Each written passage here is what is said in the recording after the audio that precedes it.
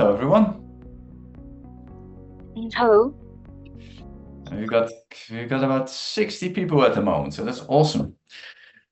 Of course, managing 60 people on 60 questions is going to be quite an effort. So I would love you to put your questions in the Q&A. And then if you want to make any specific contribution audibly, then just raise your hand and and then you can contribute and add to the conversation.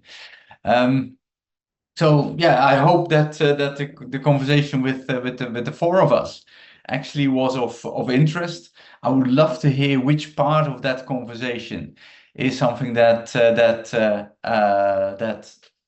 connected most of you, or you actually want to expend a little bit more time and interest in. Obviously, I'm here to help and answer any questions that you would like. And yeah, with the experience that I have, not just in terms of running the career that I've done, but specifically in the interactions that I'm having as part of my company with people that are entering the labor market. Or entering the opportunity market. I would love to be able to answer any concerns or questions you would have. Yeah, so very easy to start off with how to ace the talent games. There's the whole idea, of course, is that you can't. That the idea is that you can't really prepare. Yeah. So when you play a cognitive ability game that focuses specifically on your flexibility or your speed of decision making, then those kind of things are something that comes with your cognitive abilities, and that you can only practice that by doing it hundreds and hundreds of times. And obviously, you will not be able to play the games for hundreds and hundreds of times. So my advice always is to actually be yourself. And you can ace it by actually by answering the scenarios in the way that you think is the right way to respond in that work scenario. Yeah, all those tests have been validated, so they actually measure what they're supposed to measure. So therefore, it's all about you being able to be yourself, be in a moment where you don't take too much stress, and as a result, see where you think is the appropriate answers.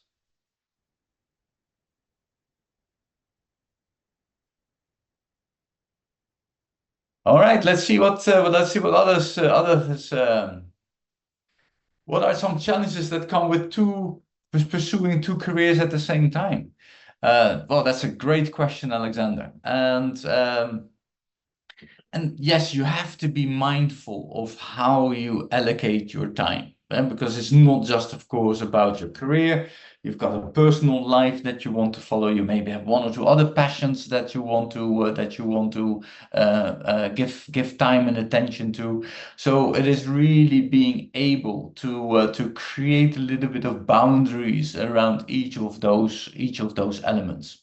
And to be honest, nobody ever died of working hard.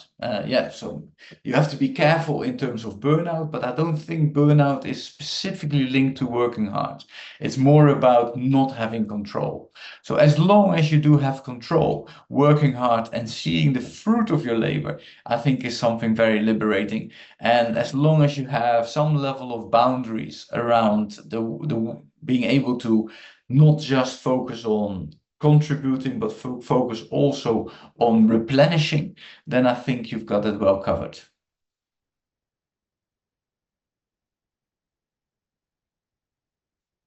Okay, I'm looking at Z, how to manage your career while following your passion from a completely different field. I always believe that the best way to give guidance to your career is you're able to combine three different components. Something that you're very passionate about, something that you're very good about, and something that you can make money in. And if you're able to have the intersection of that Venn diagram, that is the area that you have to aim for. If you're unable to find an area where you're passionate about, you're good at, and you can make money in, then of course you have to find ways to fund that passion from another manner. And as a result, I think if you are not passionate about the stuff that you do, it's about slowly building that Venn diagram around the passion that you have. So creating passion about something is something that is not coming automatically. So you really have to work. And I'm always confused myself. Are you doing what you love, or are you loving what you do? And which one of the two should you be focusing on? I have learned, however, that if you get better in doing something, you also start loving what you do. And as a result, I think you really find that sweet spot. What do I find about job hopping? I think moving from one other country to the other country, I think I'm a very big believer that it is important for you to focus, particularly in the beginning of your career, around building a portfolio of experiences, whether that is cultural experiences, whether that is skills, whether that's industries, whether that is different business models. I think it's very important, certainly in the beginning of your career, to do that in a manner that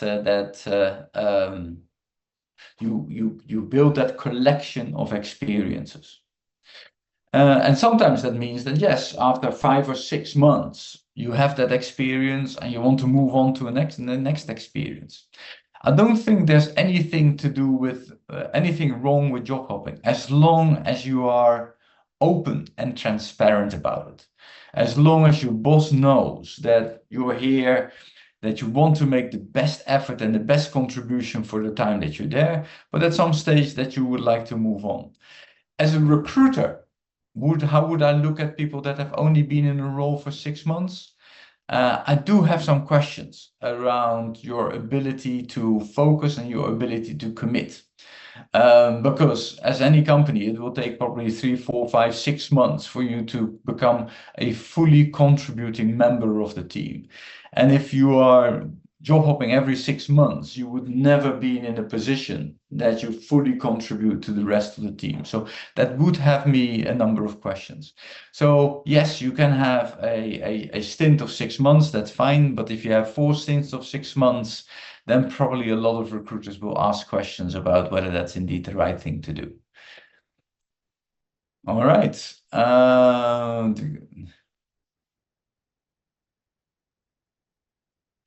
As a beginner in the IT industry, coming from, the question is moving away, coming from an engineering background, how should I increase my visibility in the organization? I think there's 2 things that I would like to suggest. One is the one that Ro already mentioned in the chat earlier. It's about being able to deliver, to understand what is the job that needs to be done, to do that faster and to do that better, and to be dependable. So if somebody asks you to do something within a certain amount of time, that you do it within that certain amount of time, that people know that this is a guy that gets stuff done. I think that is I think the best way to get to increase visibility, that you're reliable in terms of the job that needs to be done and the quality that gets done. And that is not just from your boss, that is to do with your colleagues, that is to do with your subordinates, if you have any, or that's to do with other parts of the organization. You are a person that's reliable, that gets his stuff done. And when you get that reputation, then I promise you a lot of other things will come your way. So that is one big component. The other big component is to network within the organization. And it doesn't mean that you have to be the joker of the company, but it does mean that you reach out to people and show interest. The best way for me to network is to show interest in what other people do and to give something that would add value to them. So if you have colleagues in other departments, try to find an opportunity to just step into a cubicle and ask, what is the role that you're doing, and what makes you excited, or what excites you in the responsibility that you have? Is there something that I can do to add value to you? And I think that way of networking creates a lot of value. All right, then I'm sure, like Rimsha, she says, I'm a food technologist and I'm trying for the last year to find a job but couldn't succeed. And I'm sure, 100% sure, that there are many out there, many from you out there that have worked really hard. Sorry, I have to. Somebody's calling me. That is not the right thing to do, is it? Just declined that. My apologies for that. I should have turned that off. So there's many of you that would have the situation where you would be trying for a long time now, and every time you get a rejection, or you don't even invite it for an interview, you don't even get an opportunity to show your skills. And that's where I think my advice would be, obviously it is very depressing and frustrating that you don't get the opportunity that you're aiming for. And as a result, my advice would be to focus on different streams at the same time. So as a food technologist, what other things could you do? Or are you passionate about a specific, are you passionate about food? Are you passionate, obviously as food technologist, but are you passionate about making food? Is there somewhere in which you can contribute to create another career or freelance opportunity or project opportunity? In terms of LinkedIn, do a lot of stuff in terms of showcasing your skills as a food technologist, write a blog, share advice, help people in terms of, so it's all about creating that reputation and that branding around that you are the best food technologist out there, and that when people are looking for that specific role, they're able to find you and you're top of mind.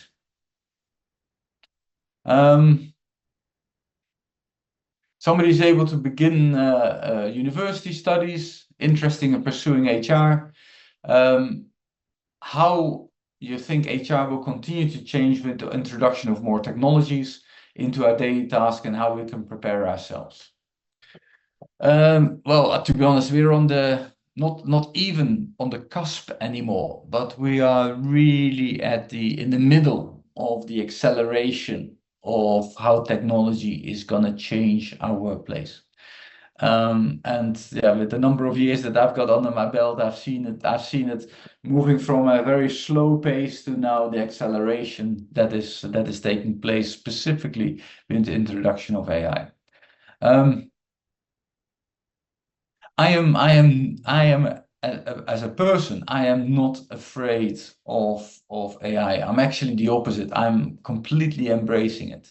I'm not afraid that AI will replace my job as a consultant, or that it will replace my job as a CEO. A lot of people say so, but I actually think that it creates an opportunity to make me significantly more efficient, significantly more creative, and significantly allows me to deliver more and have more output.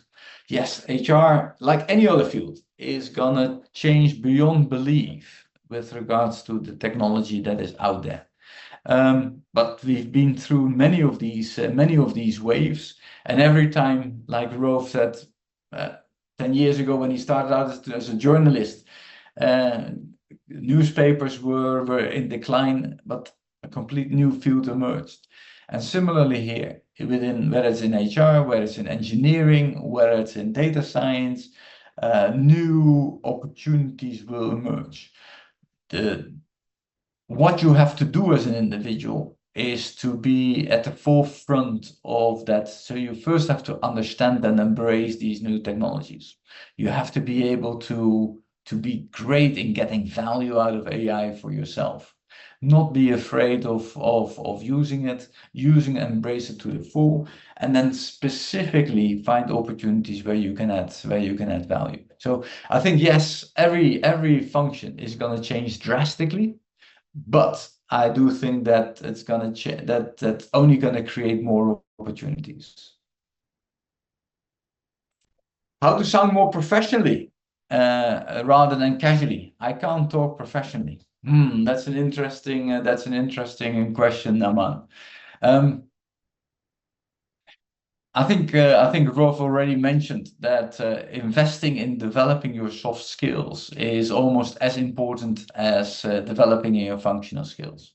So do check out all kinds of resources that are out there and available even for free to actually you to help articulate yourself in a more professional manner. That's one. Secondly, identify people in your environment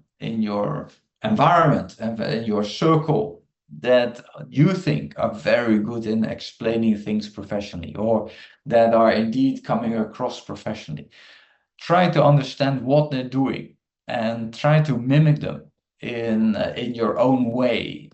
That becomes professional. And then the third one is all about practice.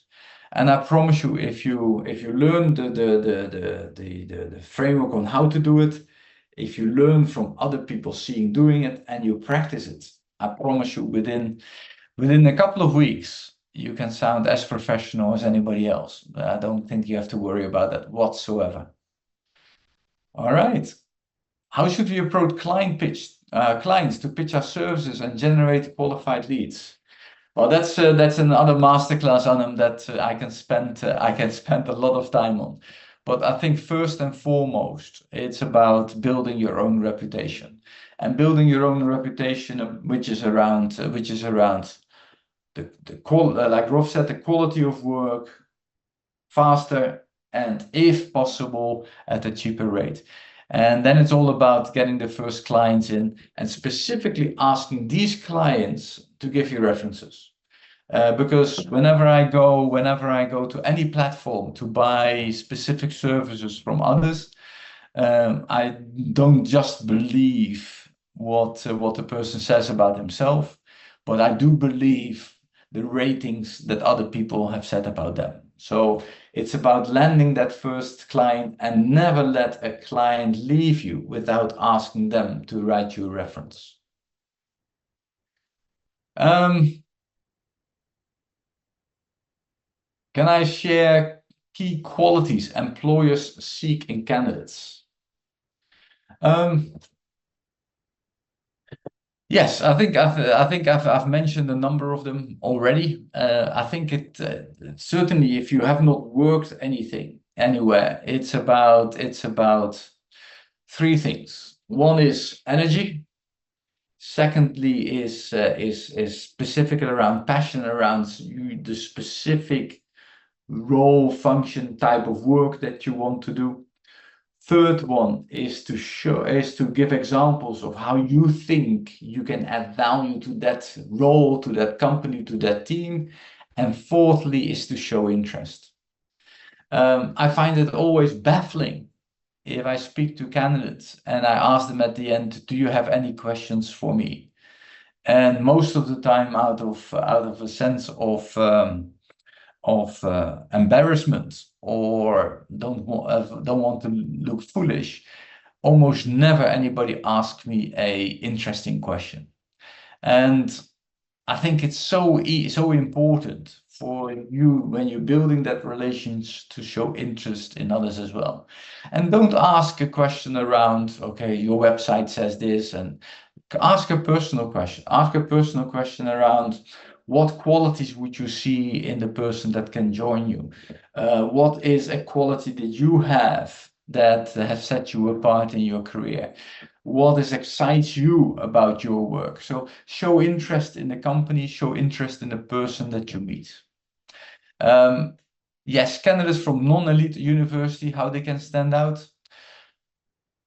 Unfortunately, in our part of the world, the brand of a university has still got a tremendous amount of power. And you have to find other ways to stand out. And I think we've already talked about how you can do that on LinkedIn, how you can create that personal brand that's different, how you can have experiences that you've gained from other areas that you can showcase in terms of the value, and of course, references that you have. All right, where are we? Let's see, what other questions do we have? Hi, Paul. Yes. Nox here. Hi, Nox. I wanted to say that for those that are, because I'm sure we can get lost in some of the typing, they can raise their hands, we can admit them, and they can ask the question maybe via the conversation. It might be better. Of course. I don't have a view about who's there in the chat. You have to help me there. Yeah, I'll assist you. Shall I just, in the meantime, just continue? Yes, I have a hand raised. Okay. Let me see. Okay. I just want to see. I don't use Zoom every day, guys. Oh my gosh. Okay, I'm not actually seeing there's two hands that are raised. Okay. I'll tell you now who they are. My view is a bit obscured. Okay. Yeah, sure. You can actually go ahead, Elsa. Sorry. Hi, good afternoon, everyone. I'd like to confirm if you can all hear me. Yeah, we can. Yep. And this is Good Morning in Nigeria. So, yeah. And thank you so much, Mr. Paul, for the wonderful session so far. I mean, you have literally a wealth of experience. So my question essentially would be, having played at the top field, I mean, you've moved from VP HR Unilever to start in two businesses that are very successful. What would you say is your biggest motivation to remain at the top? Because a lot of times some people get, I mean, from VPHR, you should just retire to maybe your vacation home or something, but you're still actively involved in the workspace. What would you say has been your biggest motivation? Thank you. Thank you, Sean. And certainly when a student says you've got a wealth of experiences, of course, other talk for you're old, but I take that as a compliment nevertheless. But I think my biggest motivation has been doing new stuff. Yeah. So and also in terms of the reason that I left Unilever was primarily because I've done an HR or VP HR role now in 3 different or 4 different countries. I can continue to do that in 5 different more countries, but at the end of the day, it's doing something similar in a slightly different culture. So I got basically bored with the role, and I wanted to do something where I really want to put myself to hold myself to the fire. And being an entrepreneur is that you on a daily basis you have to prove yourself. Because the funny thing with, of course, with an entrepreneur is that if you don't deliver, you don't get paid.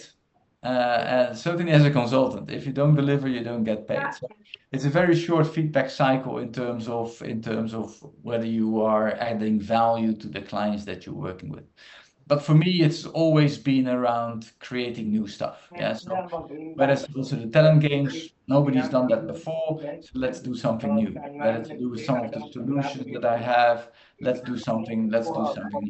So I think it's primarily to do with doing new things and doing things that nobody else has done before. That has motivated me throughout. Sorry, I'm getting quite a bit of yes, Paul. background. I've got Ahmed. I'm sorry, I'm spelling this wrong. Ahmed, as well as Manpreet after that. Thank you. Okay, all right. How long do we still have, Knox?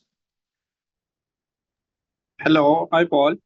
Hello, Ahmed. Can you hear me, sir? Very much so, sir. Okay, welcome to sir Talent Games this webinar. Sir, I specifically want to know about the talent game strategy because I in the last months that the recent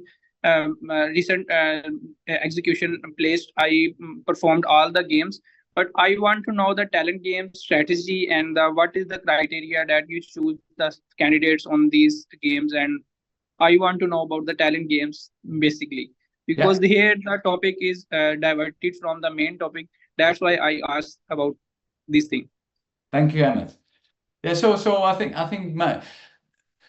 for me, the reason that we created a gamified assessment with the talent games was two reasons. One was to do with the fact that we want to create a more engaging candidate experience that is fun to do and that is not as boring as filling in forms.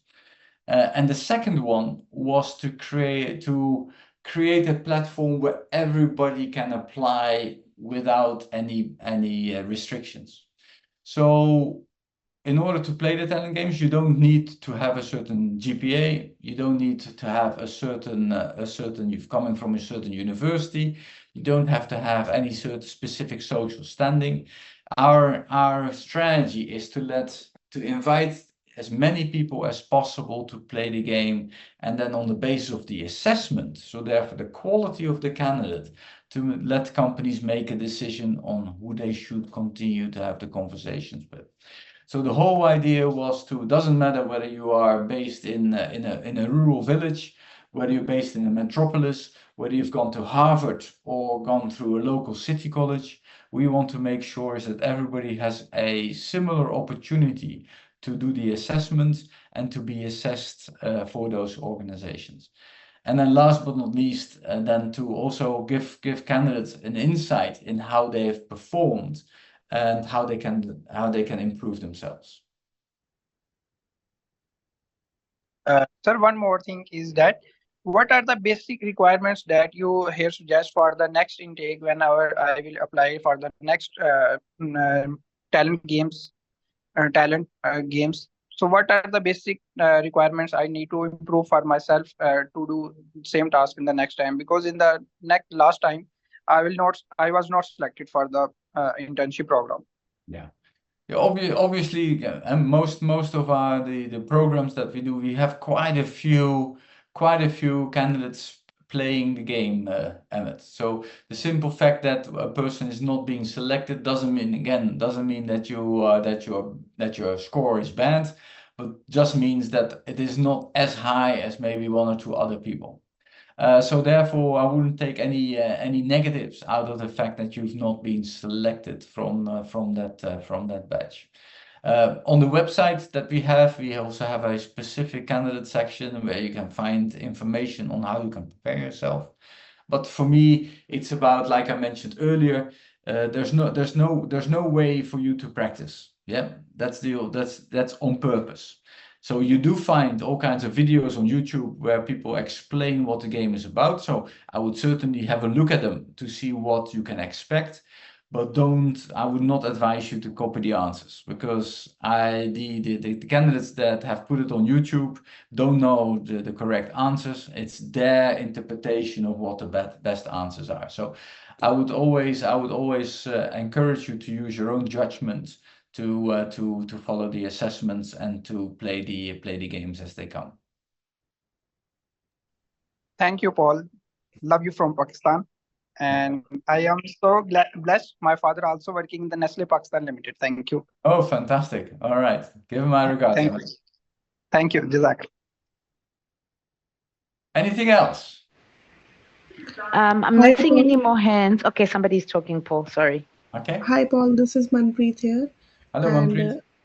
Yeah, it is a good experience to share the screen with you. I wanted to ask regarding, since you mentioned that you have like worked in HR department in various countries, is there a way for a candidate to get like a sponsorship in a different country? Is a strategy they could imply so that they could move to a different country? I think that's a tough one, Manpreet. I think that's a tough one. I don't think many organizations do have cross-country internships. They do, obviously, when you have studied in a specific country, that you can apply for an internship in the same country. But coming from the UE and wanting to apply for a internship in Nigeria is probably not going to be the easiest. And I've not heard on specific examples where that's happening. Not just internships, I'm also asking about like jobs and like full Yeah, relocation. but jobs is not very different to be honest, Manpreet, because there are all kinds of work permit restrictions that are associated and that are given by different countries. That first of all wants to make sure is that people in that home country are able to get roles before they actually give roles to people that are immigrating or that are applying from outside. Having said that, if you don't want to move, but just want to have an international experience, then now, of course, tremendous amount of working from home or flexible job or flexible location roles in which you can sit anywhere in the world and do jobs in other parts of the world. But that, of course, is a very different thing. Right. Thank you so much. You're welcome.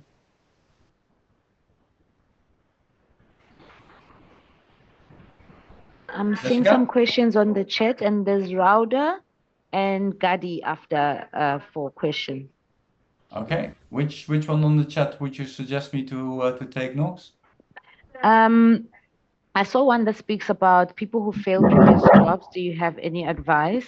You can answer that, Paul, but I do also maybe want to chip in a bit to the audiences.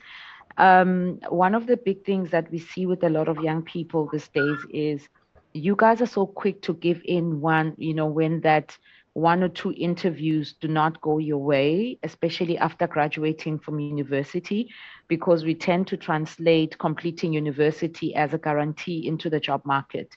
You do need to actually, be able to take some failures. Like Rolf had said, I think in his earlier session, that what normally would happen is some no's are not necessarily the right no's or the wrong no's.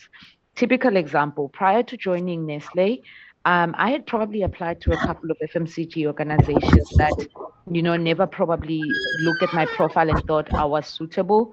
But what I found that eventually once I got into Nestle, I understood why, because who I was as a person identified so well with who Nestle was as an organization. And chances are I probably would have not been that kind of a person with my other, employees. With that being said, I sat in recruitment as a recruitment manager for a couple of years.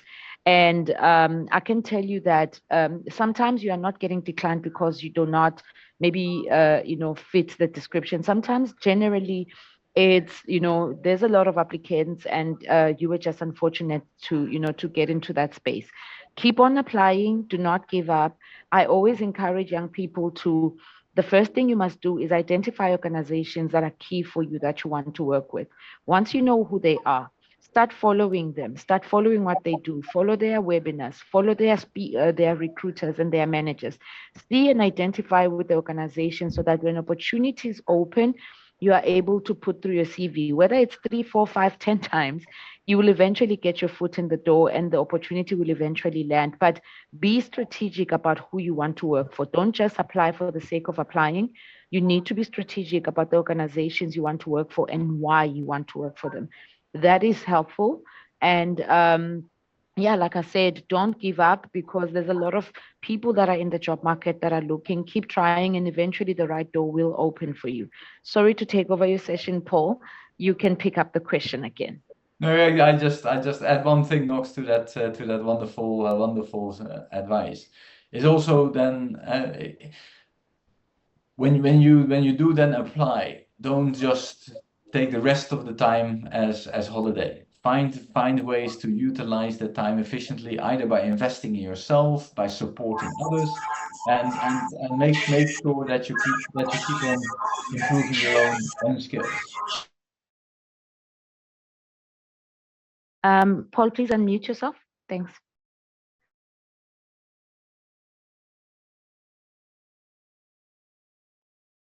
Sorry about that. I don't know how that happened. I said that's wonderful advice, Knox. And the only thing that I would like to add is that if you have when you're applying, when it's not working as quickly as you wanted or as smooth as you wanted, don't waste any time by just spending the rest of your time on social media on your phone. Do invest in yourself. Keep on the additional moments and time that you have. Keep on investing in yourself or helping others. We have one question that I said Rauda can ask and Gadi, and then Elsal, and then we can wrap up.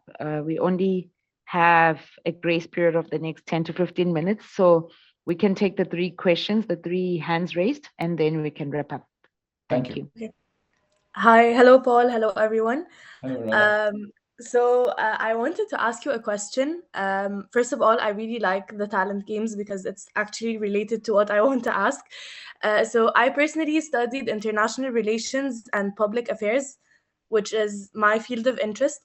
But I know that I have the skills to work beyond these fields. So I've worked in marketing, I've worked at the airport, I've done a lot of things, but I have an issue in trying to showcase these skills to other organizations and convince them that I can actually fill the roles that I'm applying for. Do you have any tips on how to do that without having the talent games as part of the recruitment process? Well, great question. And yes, showcasing your own strengths and skills whilst not have the opportunity to work in specific companies is, of course, is a tough challenge. And I think the best way to how I would advise you to do that is to maybe get a couple of certifications around the skills that you have, even if it's soft skills, and to post them on your LinkedIn, to showcase some work that you've created, and again to share that on your social media platforms, to get references from other people that will highlight the strengths that you have. And that's probably the most powerful ones. If you get other people, and ideally it's not your uncle, but other people that are in the corporate world that have a positive reference and highlight the skills that you have, I think that would be really powerful.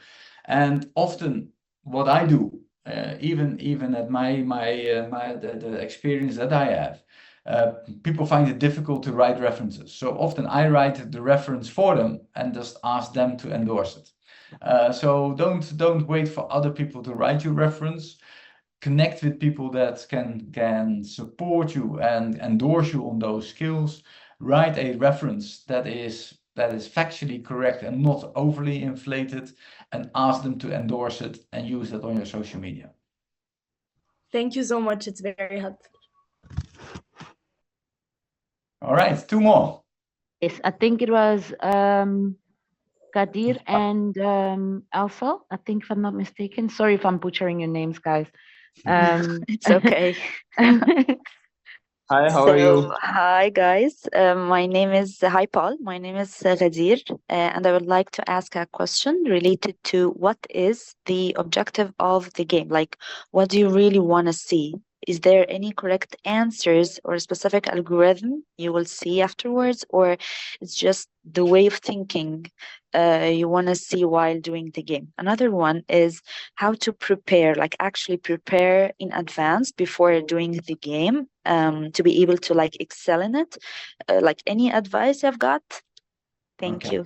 So what we're trying to do, we've got 2 different games. One game is around scenarios in which we want to assess how you would respond in those scenarios. And yes, some responses are more effective than others.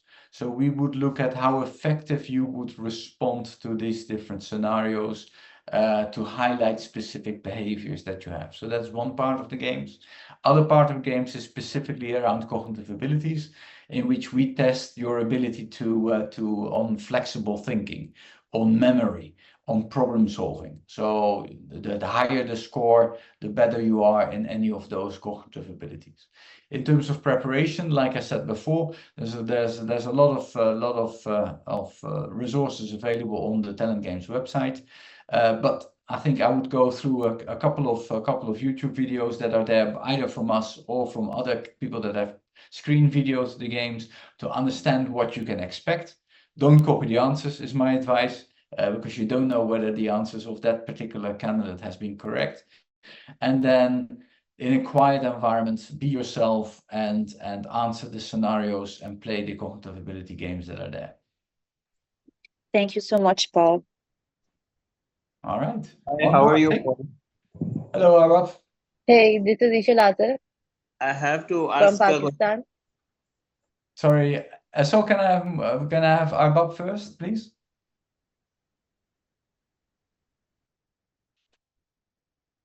Mohammed Arab? Yes, hi, Paul. Can you hear me? I can indeed. Okay, Paul, firstly, I really appreciate this talent game because I played 3 times different companies like Shell, Nestle, and it's really interesting and a professional virtual environment for examining a candidate. So, Paul, can you tell me that what basic key skills that these games will extract from a candidate that everyone have its own perfection and related to something, as it is best in psychology, is it best in critical thinking?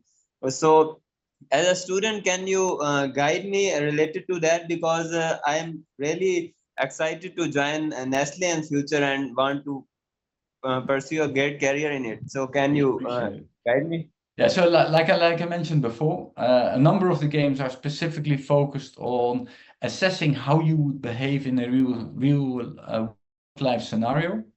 And a number of other are to do with what we call in psychology cognitive abilities. So that's to do with flexibility, that's to do with working memory, that's to do with your ability to change tasks, that's your ability to plan ahead, that's to do with problem solving, that's to do with your numeric reasoning, that's to do with your verbal reasoning, so all kinds of different cognitive abilities. The company that we work for then often selects the behaviors that are most important to succeed in that company and the cognitive abilities that are needed to succeed in that company. And that's what we then assess you on. Okay, that's great. Thank you so much. You're very welcome. Okay, one more, Knox. One more, Paul, and Yeah, then one we more. can Let's wrap do the up. last one. Yeah, thank you.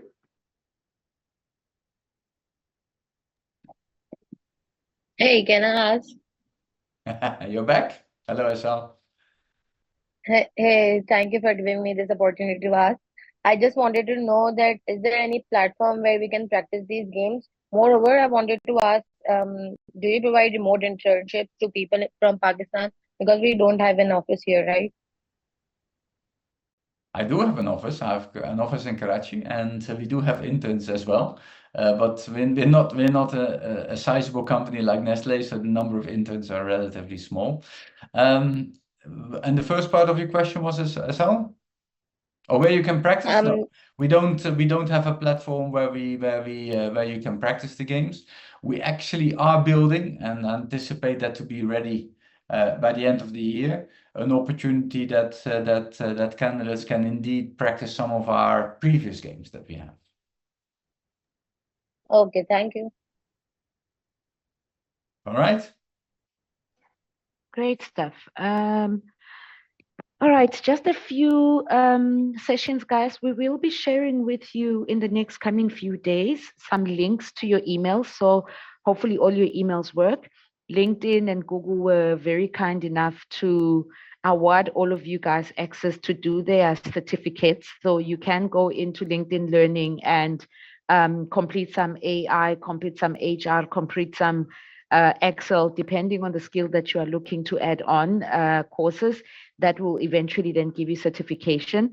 We are just wanting to wrap up the sessions in the next coming few days, and then we will be sending you guys email links to complete those learnings. Thanks to Google and LinkedIn, and I think Microsoft as well. So do keep a lookout for that. Other than that, thank you so much for joining the sessions. We look forward for more, to you sharing more feedback with us on LinkedIn. Tag Paul, tag Nestle, take some of the speakers from today, give us some feedback, what you liked about the sessions, maybe give us, further feedback on maybe what you think we could do better going into the, next year's NestGen. But thank you so much for the time and availing yourselves for this session, and enjoy the rest of your days. Thank you, guys. It was an absolute pleasure. Do follow me on LinkedIn. You get the most up-to-date tips in terms of the talent games and the kind of companies that we work with, so you get as many opportunities as possible. And thank you for the great questions. So it was lovely to be here.